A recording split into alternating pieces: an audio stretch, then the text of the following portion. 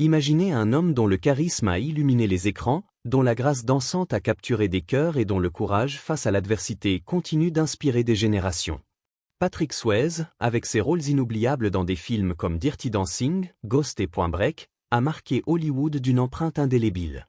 Mais derrière les projecteurs, son parcours a été jalonné de défis, d'amour profond et d'une lutte acharnée contre un ennemi invisible.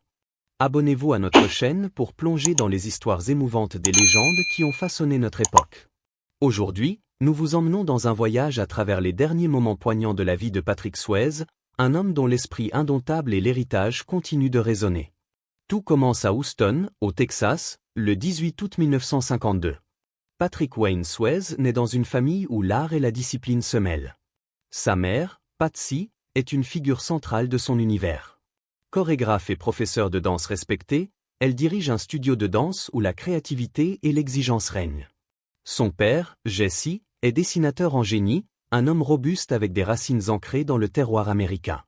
Patrick est le deuxième de 5 enfants, entouré d'une sœur aînée, Vicky, de 2 frères cadets, Don et Sean, et d'une sœur adoptive, Bambi. Les Swayze descendent d'un ancêtre paternel, John Swayze, un puritain anglais qui a traversé l'Atlantique entre 1620 et 1640 pour s'installer dans la colonie de la baie du Massachusetts. Au fil des siècles, le nom s'est transformé en Swayze, mais l'héritage d'endurance et de détermination est resté. À Houston, dans le quartier d'Oak Forest, Patrick grandit dans un environnement où l'énergie bouillonne. Dès son plus jeune âge, il est un tourbillon de talent. Sa mère, une femme passionnée par la danse, l'initie au ballet classique dès l'âge de 3 ans. Les pointes, les pirouettes et la musique deviennent ses premiers terrains de jeu. Mais Patrick ne se limite pas à la danse. Il excelle au patinage artistique, s'illustre dans les pièces de théâtre scolaires et se distingue sur le terrain de football au lycée Waltrip. Grand, athlétique, avec des yeux bleus perçants et un sourire désarmant, il incarne le rêve américain. Un garçon polyvalent, charismatique, destiné à briller. Pourtant, un événement va bouleverser ses aspirations. Lors d'un match de football, une blessure au genou met fin à ses espoirs de décrocher une bourse sportive. Cette fracture, au propre comme au figuré, le pousse à se réinventer. Il se tourne vers les arts martiaux, wushu, taekwondo, aïkido, pour canaliser son énergie et apaiser ses frustrations. Ces disciplines forgent sa résilience, une qualité qui le définira toute sa vie. En 1972, à l'âge de 20 ans, Patrick fait un choix audacieux. Il quitte le Texas pour New York, le cœur battant de la danse et du spectacle. Il s'inscrit à des écoles prestigieuses comme la Harkness Ballet School et la Joffrey Ballet School, où il perfectionne son article. Le chorégraphe Elliot Felt, impressionné par son talent, envisage même un ballet avec Patrick et la légende Mikhail Baryshnikov. Mais une nouvelle chirurgie au genou, nécessaire pour réparer les séquelles de sa blessure de jeunesse, brise ce rêve. Patrick ne se décourage pas. Sa passion pour la performance le conduit vers un nouveau chemin, le théâtre et le cinéma. Il décroche un rôle de danseur dans Disney on Parade, une tournée qui lui permet de montrer sa grâce naturelle. Puis, à Broadway, il incarne Danny Zuko dans Grease, un rôle qui révèle son charisme magnétique. Les spectateurs sont captivés par ce jeune homme qui danse avec une intensité brute et joue avec une sincérité désarmante. En 1979, Patrick fait ses débuts au cinéma dans Skate Town, USA, une comédie disco oubliée mais qui marque son entrée à Hollywood. Il enchaîne avec des apparitions à la télévision, notamment dans une publicité mémorable pour Pabst Blue Ribbon et un rôle poignant dans un épisode de MSH, où il joue un soldat atteint d'une leucémie terminale. Sa performance, empreinte de vulnérabilité, touche les téléspectateurs et attire l'attention des producteurs. En 1983, il décroche un rôle clé dans The Outsider de Francis Ford Coppola, aux côtés de jeunes talents comme Thomas Howell, Rob Lowe et Matt Dillon. En tant que Darrell Curtis, le grand frère protecteur, Patrick apporte une gravité émouvante qui contraste avec sa silhouette athlétique. Il retrouve Howell et Darren Dalton dans Red Dawn en 1984, un film d'action où il incarne un leader de guérilla. Puis, en 1985, il brille dans la mini-série North and South, une fresque historique sur la guerre civile américaine. Sa performance, mêlant force et sensibilité, consolide sa réputation d'acteur polyvalent. Mais c'est en 1987 que Patrick Swayze devient une superstar mondiale. Dirty Dancing, un film à petit budget initialement destiné à une sortie discrète, explose toutes les attentes. Dans le rôle de Johnny Castle, un professeur de danse charismatique, Patrick captive le public aux côtés de Jennifer Grey. Leur alchimie est électrique, leurs scènes de danse ou du mambo sensuel aux portées finales devenues légendaires sont gravées dans la mémoire collective. Le film rapporte plus de 214 millions de dollars au box-office mondial, un triomphe inattendu. Patrick ne se contente pas d'agir, il contribue à la bande originale avec She's Like the Wind, une ballade qu'il coécrit et interprète, révélant une autre facette de son talent. La chanson grimpe dans les classements, et sa performance lui vaut une nomination au Golden Globe. Dirty Dancing n'est pas seulement un succès commercial, c'est un phénomène culturel qui redéfinit la romance au cinéma et fait de Patrick une idole. L'année suivante, il consolide son statut de star avec Roadhouse, 1989, où il incarne Dalton, un videur philosophe aux prises avec un monde brutal. Son mélange de charme, de dureté et de maîtrise des arts martiaux fait mouche. En 1990, Ghost propulse sa carrière encore plus loin. Aux côtés de Demi Moore et Whoopi Goldberg, Patrick livre une performance déchirante dans le rôle de Sam Wheat, un homme assassiné qui veille sur sa bien-aimée depuis l'au-delà. La scène de la poterie, sur fond de Un chêne mélodie, devient l'une des plus emblématiques de l'histoire du cinéma. Le film est un raz-de-marée, devenant le plus gros succès de 1990 avec plus de 500 millions de dollars de recettes. Whoopi Goldberg remporte un Oscar pour son rôle, et Patrick décroche une nouvelle nomination au Golden Globe. En 1991, il s'illustre dans Point Break face à Keanu Reeves, jouant Body, un surfeur charismatique et hors-la-loi. Sa performance, mêlant intensité et mystère, lui vaut le titre des « Hommes le plus sexy » du magazine People. Cette même année, il reçoit une étoile sur le Hollywood Walk of Fame, un honneur qui scelle son statut de légende. Pourtant, la carrière de Patrick n'est pas exempte de revers. En 1997, lors du tournage de Letters from a Killer, un accident de cheval le laisse gravement blessé. Fractures multiples, douleurs chroniques, il met des mois à récupérer. Mais il rebondit avec des rôles audacieux, comme celui d'une drag queen dans To Wong Fo, Thanks for Everything. Julie Newmar, 1995, où il prouve sa polyvalence aux côtés de Wesley Snipes et John Leguizamo. Il brille aussi dans Donnie Darko, 2001, incarnant un conférencier motivationnel trouble, et dans Waking Up in Reno, 2002, une comédie qu'il coécrit avec Billy Bob Thornton. En 2003, il coproduit et joue dans One Last Dance avec sa femme, Lisa Nimi, un projet personnel centré sur la danse. En 2004, il apparaît dans le préquel Dirty Dancing, Havana Night et joue Alan Quatermain dans King Solomon Esmin. En 2006, il triomphe à Londres dans la comédie musicale Guys and Dolls en tant que Nathan Détroit. Il prête également sa voix au chien cache dans The Fox and the Hound 2 et joue dans Christmas in Wonderland. Dans son dernier rôle au cinéma, Powder Blue, 2009, il partage l'écran avec son frère Don, incarnant une star du rock vieillissante. Mais c'est son rôle dans la série The Beast qui marquera ses derniers instants sous les projecteurs. Fin 2007, alors qu'il tourne le pilote de The Beast à Chicago, Patrick commence à ressentir une douleur étrange, une brûlure dans l'estomac. Il attribue d'abord cela à une indigestion, mais les symptômes persistent. En janvier 2008, le verdict tombe, cancer du pancréas de stade 4, une forme particulièrement agressive avec un taux de survie à 5 ans de seulement 5%. Patrick, alors âgé de 55 ans, refuse de se laisser abattre. Il s'engage dans un traitement intensif au Stanford University Medical Center, combinant chimiothérapie et un médicament expérimental, le Vatalanib, censé priver la tumeur de son apport sanguin.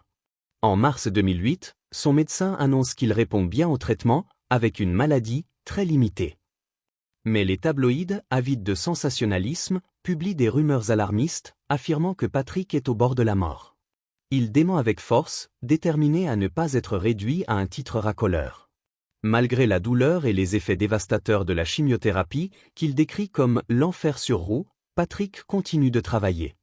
Il tourne les 13 épisodes de The Beast, où il incarne Charles Barker, un agent du FBI vétéran et tourmenté.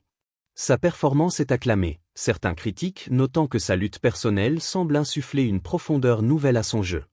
Il travaille 12 heures par jour, combat la perte de poids en buvant des shakes protéinés pour reprendre des forces. « Je vais toujours bien pour travailler », déclare-t-il dans une interview. La chimiothérapie, c'est une zone de combat, mais je n'ai pas changé. Son optimisme est contagieux. En mai 2008, il apparaît à un match des Los Angeles Lakers, rayonnant malgré la maladie. En juin, il déclare « Mes traitements fonctionnent et je suis en train de gagner cette bataille ». Mais la réalité est plus sombre. En mai 2008, Il subit une intervention chirurgicale pour retirer une partie de son estomac, le cancer ayant commencé à se propager. Les rumeurs de tabloïds s'intensifient, affirmant qu'il a modifié son testament pour léguer ses biens à Lisa. Patrick ignore ces spéculations, se concentrant sur sa lutte. En septembre 2008, il participe à l'émission Stand Up to Cancer, diffusée simultanément sur ABC, NBC et CBS. Debout, applaudi par une foule émue, il livre un discours poignant. Ensemble, nous pouvons créer un monde où le mot guérison ne sera plus suivi de cet impossible. Il reste sur scène après l'émission, échangeant avec d'autres patients atteints de cancer, partageant espoir et humanité. La productrice Laura Zisca, elle-même en lutte contre un cancer du sein, dira de lui, il a dit quelque chose de magnifique. Je suis juste un individu vivant avec le cancer. C'est ainsi qu'il veut être perçu. Pourtant, la maladie gagne du terrain. En janvier 2009, une pneumonie, complication de la chimiothérapie, le force à une hospitalisation. Il est libéré pour récupérer chez lui, mais les médecins confirment bientôt que le cancer s'est propagé à son foie.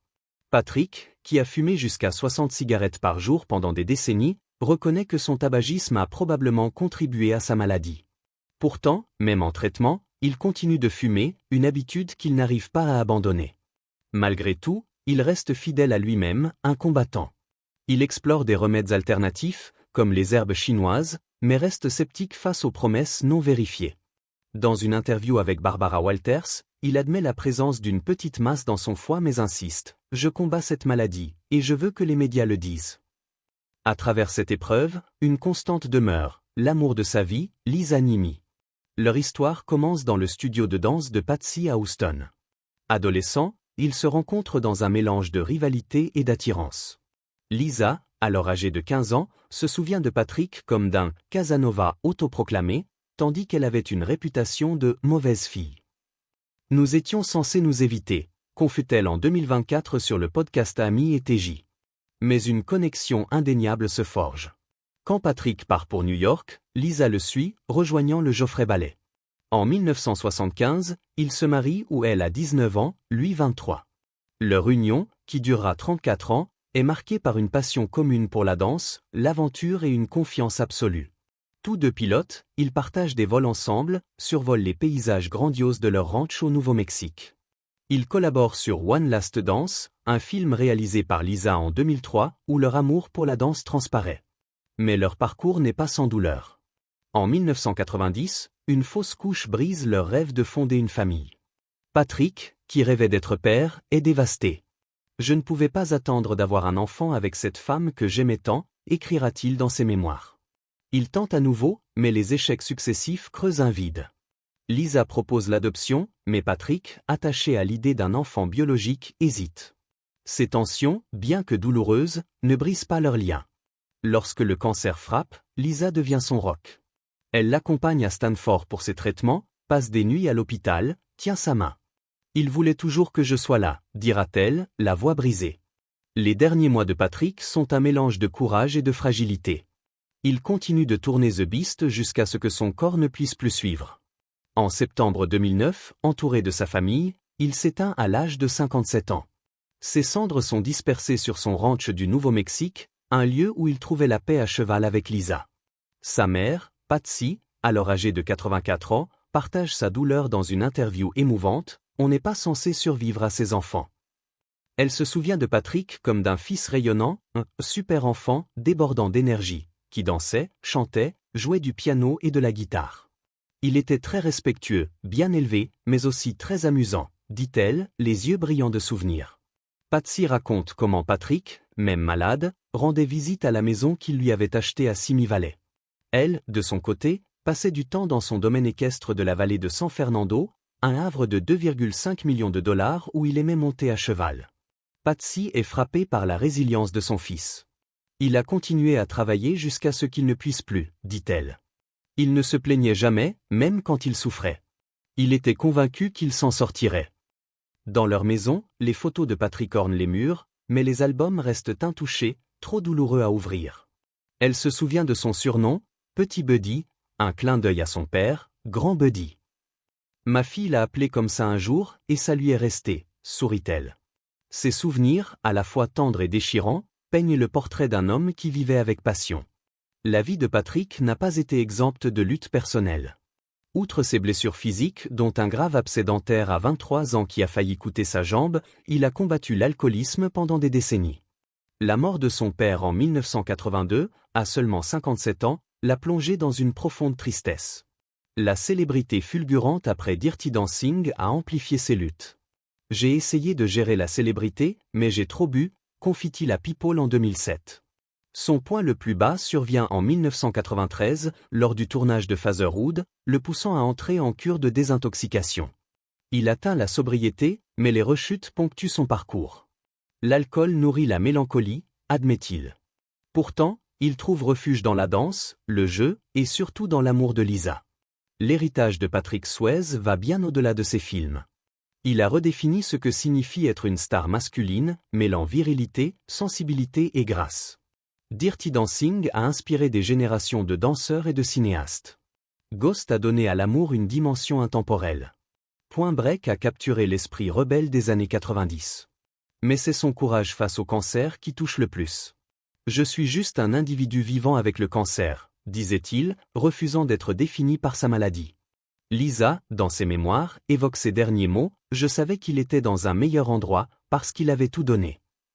Ces paroles reflètent un homme qui a vécu sans demi-mesure, qui a aimé intensément, qui a combattu jusqu'au bout. Son influence perdure. Les rediffusions de Dirty Dancing continuent de captiver, la scène de la poterie de Ghost reste une référence culturelle, et The Beast témoigne de sa ténacité. Patrick Swayze n'était pas seulement une star, il était un symbole de résilience, un homme qui dansait à travers les tempêtes de la vie. Quel est votre film préféré de Patrick Swayze? Partagez vos souvenirs dans les commentaires, et si cette vidéo vous a touché, likez, abonnez-vous et activez la cloche pour ne rien manquer de nos récits sur les légendes d'Hollywood.